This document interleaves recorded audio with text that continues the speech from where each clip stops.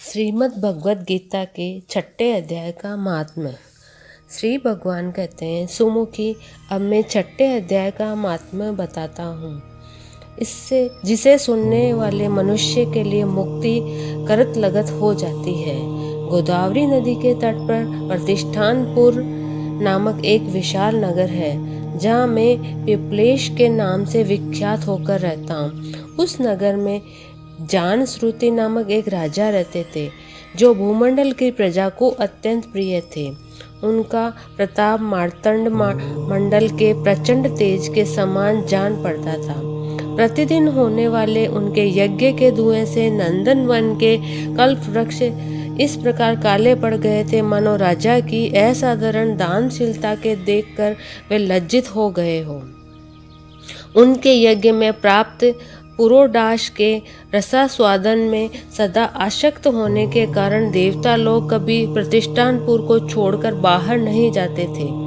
उनके दान के समय छोड़े हुए जल की धारा प्रताप रूपी तेज और यज्ञ के धुओं में पुष्ट होकर मेघ ठीक समय पर वर्षा करते थे।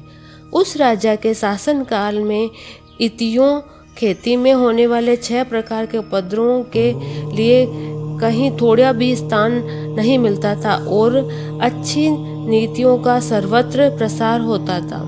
वे बावली, कुएं और पोखरे खुदवाने के बहाने मानो प्रतिदिन पृथ्वी के भीतर की निधियों का अवलोकन करते थे। एक समय राजा के दान, तप, यज्ञ और प्रजापालन से संतुष्ट होकर स्वर्ग के देवता उन्हें वर देने के लिए आए। वे कमल नाल के समान उज्जवल हंसों के रूप धारण कर अपने पांखें हिलाते हुए आकाश मार्ग से चलने लगे। बड़ी उतावली के साथ उड़ते हुए वे सभी हंस परस्पर बातचीत भी करते जाते थे। उनमें से भद्राश्व आदि 2-3 हंस वेग से उड़कर आगे निकल गए। तब पीछे वाले हंसों ने आगे जाने वालों को संबोधित करके कहा, अरे भाई भद्राश्व, तुम लोग वेग से चलकर आगे क्यों गए हो? यह मार्ग बड़ा दुर्गम है, इसमें हम सबको साथ मिलकर चलना चाहिए। क्या तुम्हें दिखाई नहीं देता कि ये सामने ही पुण्य मूर्ति महाराजा जान श्रुति का तेज पुंज अत्यंत स्पष्ट रूप से प्रकाशमान हो रहा है? उस तेज से भस्म होने की आशंका है, अतः सावधान होकर चलना चाहिए। पीछे वाले हंसों के ये वचन सुनकर आगे वाले हंस हंस पड़े और उज्जवल स्वर से उनकी बातों की अवहेलना करते हुए बोले, अरे भाई, क्या इस राजा जान श्रुति का तेज ब्रह्मवादी महात्मा रेकव के तेज से भी अति तीव्र है? हंसों की ये बातें सुनकर राजा जान श्रुति अपने ऊंचे महल की छत से उतर गए और सुखपूर्वक आसन पर विराजमान हो अपने साथी को बुलाकर बोले, जाओ महात्मा रेकव को यहाँ ले आओ। राजा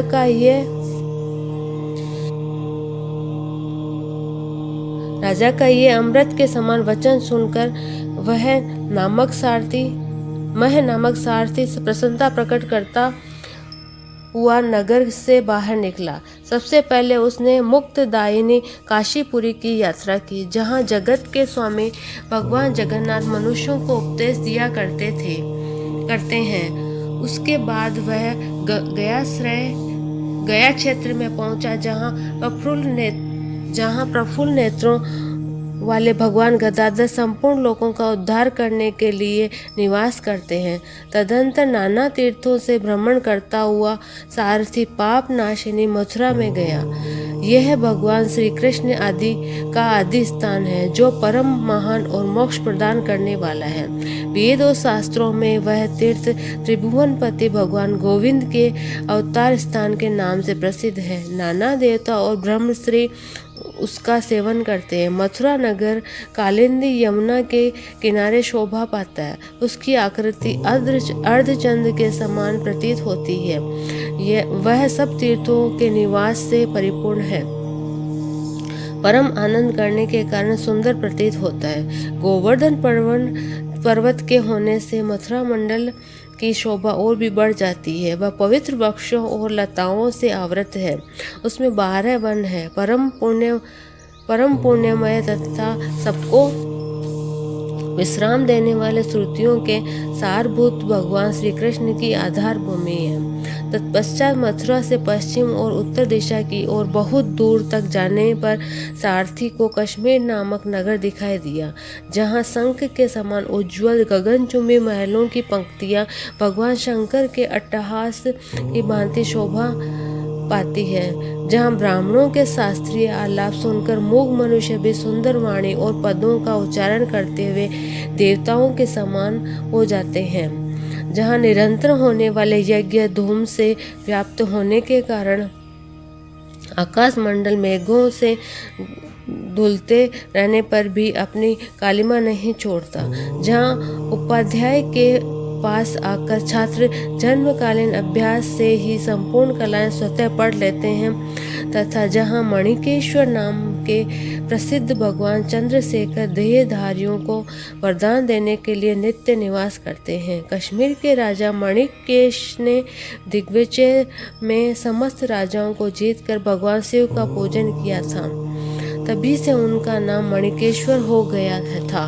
उन्हीं के मंदिर के दरवाजे पर महात्मा रेकव एक छोटी सी गाड़ी पर बैठे अपने अंगों को खुजलाते हुए वृक्ष की छाया का सेवन कर रहे थे। इसी अवस्था में सारथी ने उन्हें देखा। राजा के बताए हुए भिन्न भिन्न चिन्हों से उसने शीघ्र ही रेकव को पहचान लिया और उनके चरणों में प्रणाम करके कहा, ब्राह्मण, आप किस स्थान पर रहते हैं? आपका पूरा नाम क्या है? आप तो सदा स्वच्छंद विचरने वाले हैं, फिर यहाँ किस लिए ठहरे हैं? इस समय आपका क्या करने का विचार है? सारथी के वचन सुनकर परम आनंद में निमग्न महात्मा रेकव ने कुछ सोचकर उससे कहा, यद्यपि हम पूर्ण काम है, हमें किसी वस्तु की आवश्यकता नहीं है, तथापि कोई भी हमारी मनोवृत्ति के अनुसार परिचर्या कर सकता है। रेकव के हार्दिक अभिप्राय को आदरपूर्वक ग्रहण करके सारथी धीरे से राजा के पास चला गया। वहां पहुंचकर राजा को प्रणाम करके उसने हाथ जोड़ सारा समाचार निवेदन किया। उस समय स्वामी के दर्शन से उसके मन में बड़ी प्रसन्नता थी। सारथी के वचन सुनकर राजा के नेत्र आश्चर्य से चकित हो उठे। उनके हृदय में रेकव का सत्कार करने की श्रद्धा जागृत हुई। उन्होंने 2 खच्चरियों से जुती हुई एक गाड़ी लेकर यात्रा की, साथ ही मोती के हार, अच्छे अच्छे वस्त्र और 1 सहस्त्र गोएं भी ले ली। कश्मीर मंडल में महात्मा रेकव जहाँ रहते थे उस स्थान पर पहुंचकर राजा ने सारी वस्तुएं उनके आगे निवेदन कर दी और पृथ्वी पर पड़कर साष्टांग प्रणाम किया। महात्मा रेकव अत्यंत भक्ति के साथ चरणों में पड़े हुए राजा जानश्रुति पर कुपित हो उठे और बोले, रे शूद्र, तू दुष्ट राजा है, क्या तू मेरा वृतांत नहीं जानता? ये खच्चरियों से जुती हुई अपनी ऊंची गाड़ी ले जा, ये वस्त्र, ये मोतियों के हार और ये दूध देने वाली गायें भी स्वयं ही ले जा। इस तरह आज्ञा देकर रेकव ने राजा के मन में भय उत्पन्न कर दिया। तब राजा ने शाप के भय से महात्मा रेकव के दोनों चरण पकड़ लिए और भय भक्ति पूर्वक कहा, ब्राह्मण, मुझ पर प्रसन्न होइए। भगवान आप में ये अद्भुत महात्म्य कैसे आया? प्रसन्न होकर मुझे ठीक ठीक सब बताइए। रेकव ने कहा, राजन, मैं प्रतिदिन गीता के 6ठे अध्याय का जप करता हूँ, इसी से मेरी तेजो राशि देवताओं के लिए दुस्सह है। तदंतर परम बुद्धिमान राजा जानश्रुति ने यत्न पूर्वक महात्मा रेकव से गीता के 6ठे अध्याय का अभ्यास किया। इससे उन्हें मोक्ष की प्राप्ति हुई। इधर रेकव भी भगवान मणिकेश्वर के समीप मोक्षदायक गीता के 6ठे अध्याय का जप करते हुए सुख से रहने लगे। हंस का रूप धारण करके वरदान देने के लिए आए हुए देवता भी विस्मित होकर स्वेच्छा अनुसार चले गए। जो मनुष्य सदा इस एक ही अध्याय का जप करता है, वह भी भगवान विष्णु के स्वरूप को प्राप्त होता है, इसमें तनिक भी संदेह नहीं है। जय श्री कृष्ण भक्तों, आपको मेरा ये वीडियो कैसा लगा मुझे कमेंट्स करके बताइए और मेरे इस वीडियो को ज़्यादा से ज़्यादा शेयर कीजिए, सब्सक्राइब कीजिए। धन्यवाद।